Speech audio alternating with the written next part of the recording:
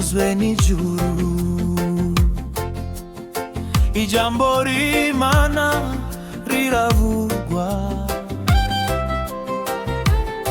w'intebe isinkindi n'igihe cyo kubyuka kw'isi yose.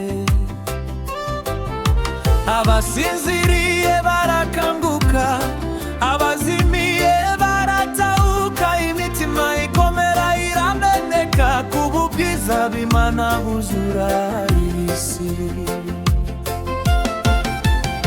Mwami uravuga turumva ijwi,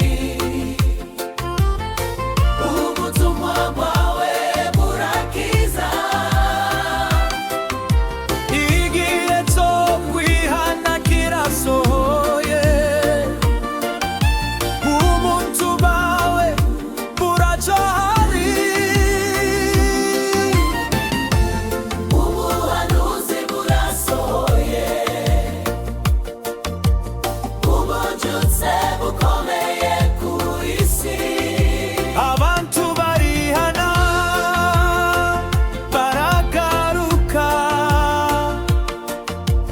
Yesu agashirura agashiru. Ubuhanuzi burasohoye,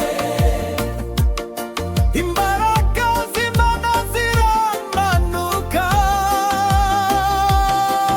izashobora abantu bayo ibitangaza, ibimenyetso n'ibikomeye.